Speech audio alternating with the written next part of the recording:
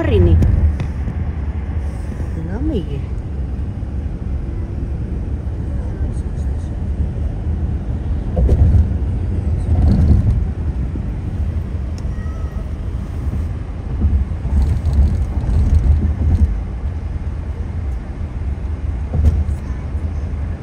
Bibiyahe kami, tapos yung bata, ayan, tinakas lang namin yan sa mama niya. Sama naman agad siya, oh. Naglalaro pa. Naomi, punta kami sa trabaho ng mister ko eh.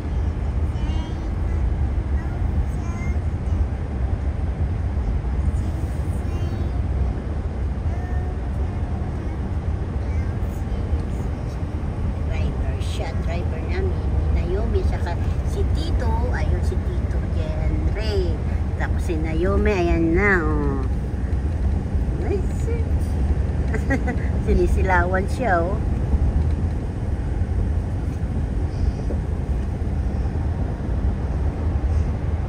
Ano kaya? Ba't ang usap? Power plant. Ayan, ayan. Clear. Yan ang usok, oh. Mausok. Kuryente po yan.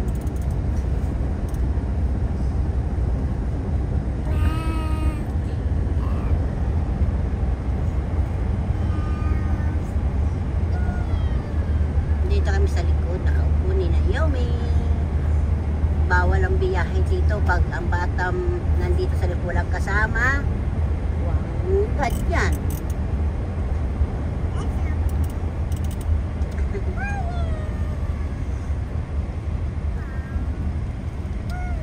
Yeah. Oh no. Tuloy niyo ako mamaya. No. Sama din yung Yomi yan. Yes daw. Wala pala. Saan pa ako? Ano na? Ano pa? Kala ko nandoon. Ito pala sa inyo? Ayan o, kotse mo.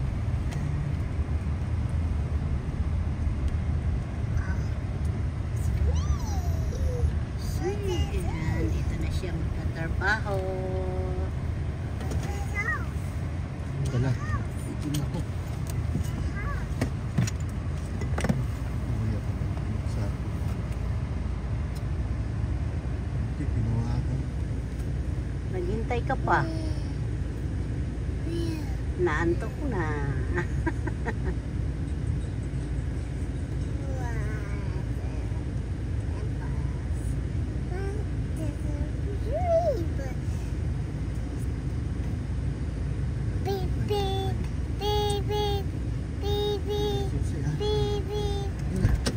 Bye-bye, Lolo.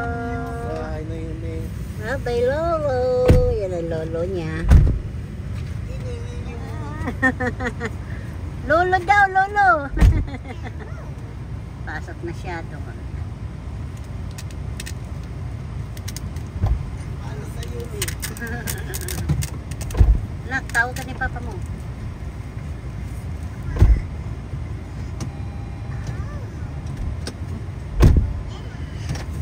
Ba't umuusok tayo?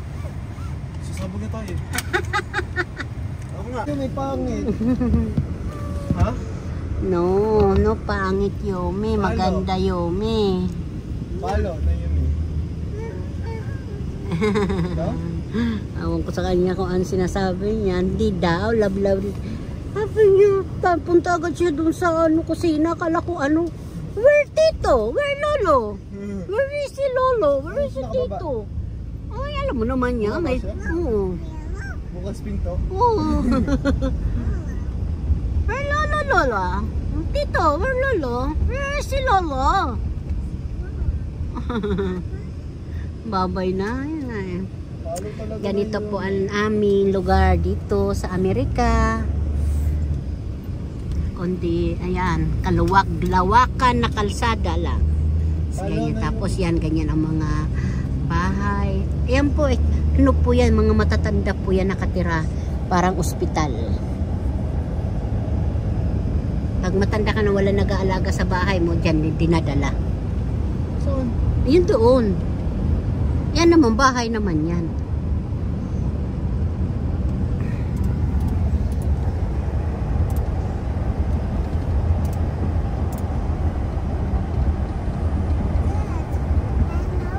Mga kababayan, di ba? Yan, yung galing kami doon sa tulay na yan. Tapos yan na dito kami yan pinupuntahan namin yan. Yan mga bahay dito sa tabi ng ilog. Ang ganda lang ang bunso. Drive ko si John Ray. Ayan. Ganda lang anak. Niyaan mo lang siyang muusok dyan. Muusok yung tubutso dahil sa ano, sa init. Tinamo mo yan mga kababayan. Dito naman kami sa amin opisina. Pupunta kami.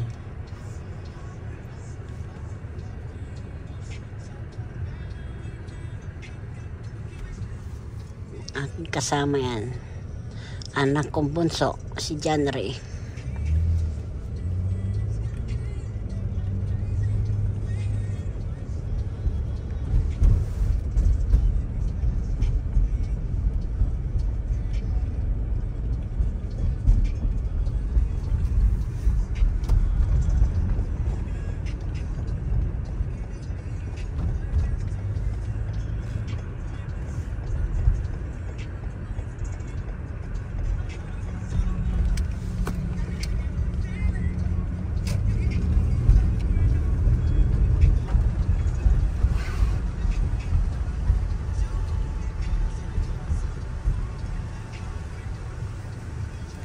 Omaha, Nebraska. Ito ang downtown ng Omaha.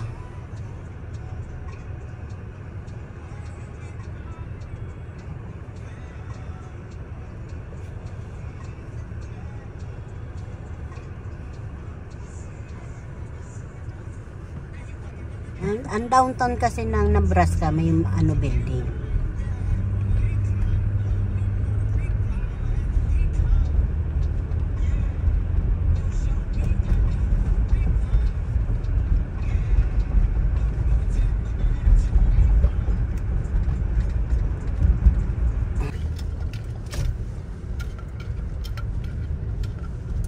Doon na tayo. Saan yun? Dito ka na.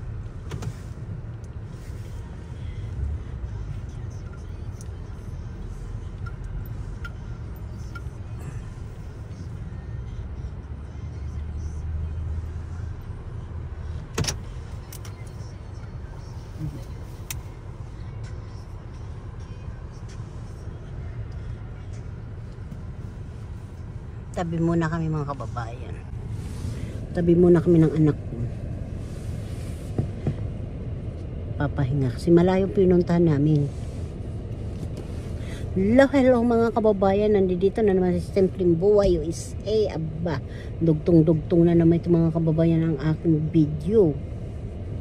Dito kami sa aming office. Maaga-aga pa mga kababayan. Kaya tambay muna kami dito sa aming sasakyan. Ayan. Dubli-dubli ang aming suot. Ayan, dubli-dubli ang suot namin. Ako hanggang yan sa liig. Ayan, tingnan nyo mga kababayan. Barang ko pa ito. No? Bali tatlo ang aking damit. Ayan. Isa, dalawa, tatlo. No, kung ba yung ganun ka ano dito kalamig. Sabi ko nga mas magapa nga mag-yelo, mag-snow. Kasi pag may yelo, hindi naman masyadong malamig. Okay na? Sigurado pa. Sarado pa rin? Sarado pa daw mga kababayan. Stop muna kami.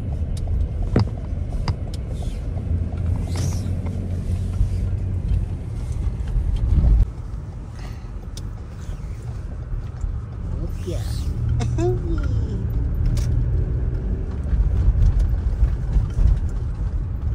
Silaw naman.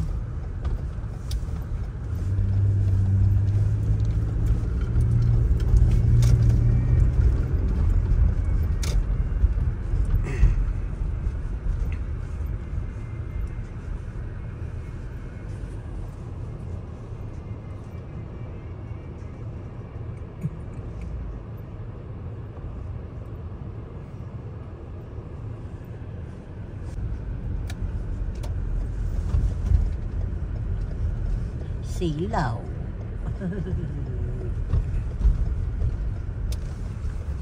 Oh, may ilaw dito ah.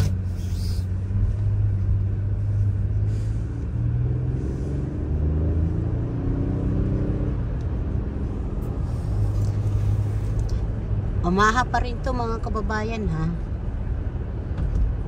Malaki ang downtown.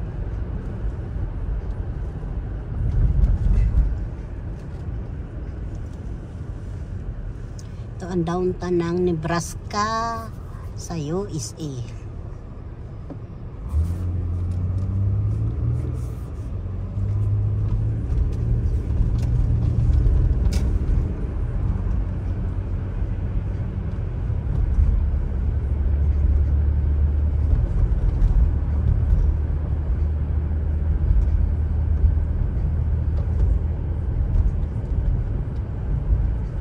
Wala po masyadong sasakyan. Maaga-aga kasi. Silaw na, hindi ko na nakita. Mga bike, mga kababayan, ayan oh. Inaarkila yan, mga kababayan, ganda. Sige ng puno oh. Ito yung anak ko oh, yun. Bibili kami ng kape.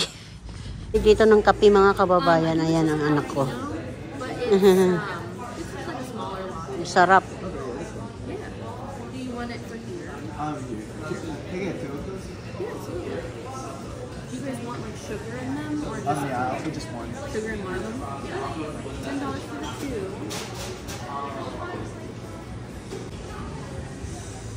Ang ganda ng restaurant mga kababayan. Ayan.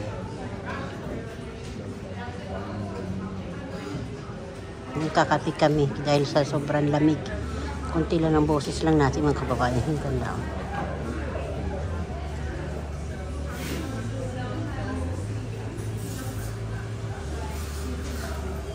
Kasama ko anak ko.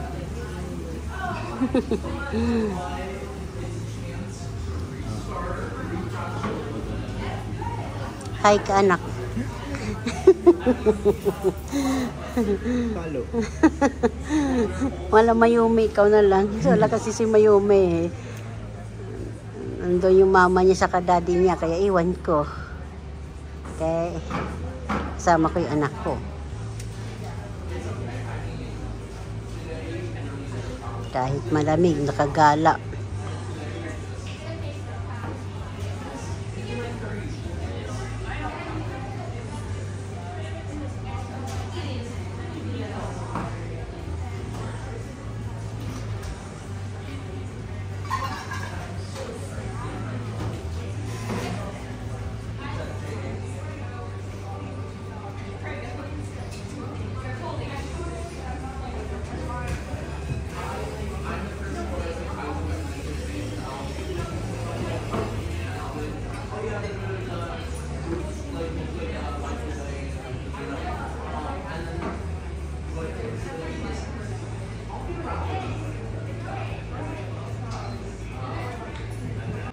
Ayan mga kababayan, ang kape in order namin. Ayan.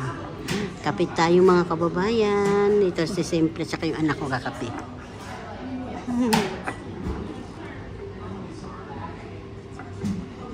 Mainit pa? Mainit pa sa akin, oh.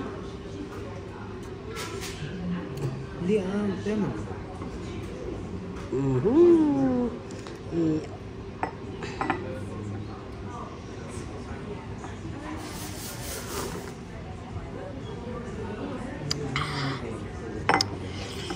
Tama lang, sarap. May art pa, oh. May flower.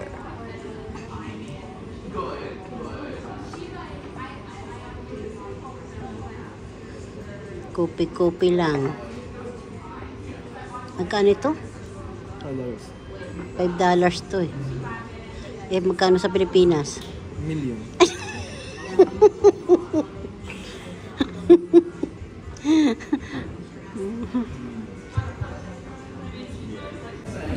Kupi-kupi tayo. Ayan. Mga kababayan, oh, mayroon ako regalo sa anak ko. Diba? Kabibilang to, mga kababayan. Teka, para makita nyo yung presyo. Kabibilay lang to. Dito eh.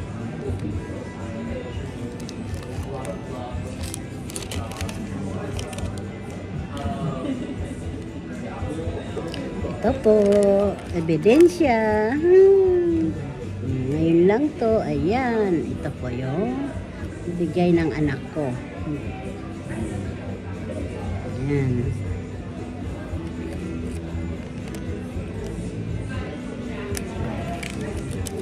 Kaya magkakape na ako. Pwede ito suotin dito ang alahas sa labas kasi wala dito magkukuha. Pwede yan dito kung ano siya yung mga kababayan mag-suot dito sa restaurant, walang kumukuha. Paglabas, tanggalin na lang natin. Pag nalabas tayo mga kababayan, tatanggalin na natin. Baka mamaya eh.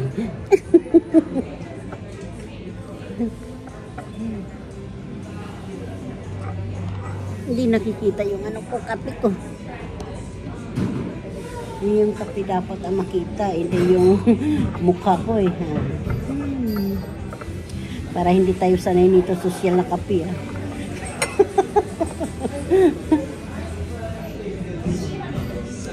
Sarap. Sobrang lamig kasi eh. Sarap mga kababayan.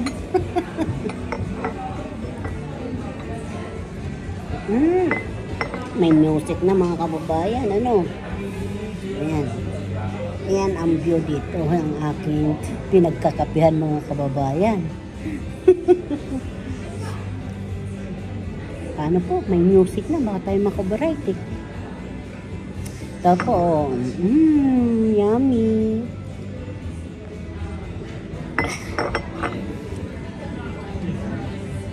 Ayan o, may aso, ayan o. Cute eh. Ang cute niya eh. Pwede sa loob pala mga kababayan ng aso dito sa restaurant. Ayan ang cute eh. Huwag ka pupunta dyan. Huwag ka pupunta dyan, ma. Hello mga kababayan. Nandito kami sa isang maganda. Ano ba yan? Art. Maganda oh.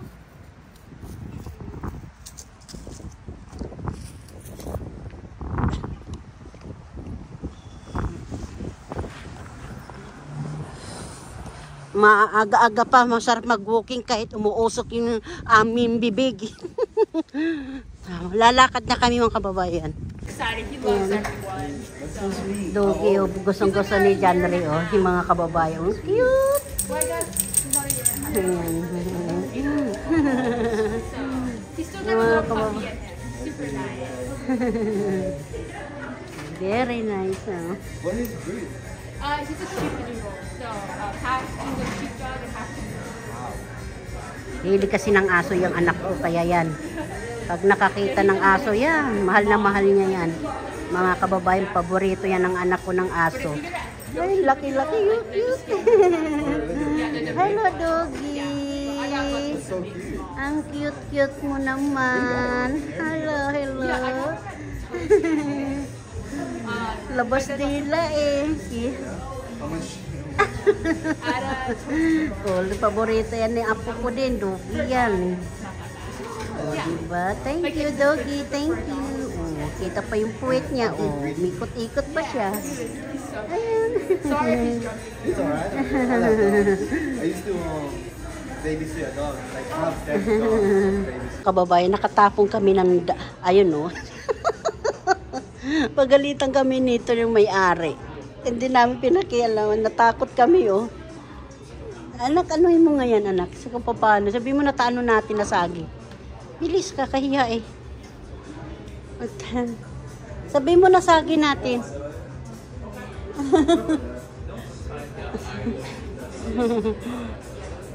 Nasagi namin yan yung may-ari. Kinausap namin.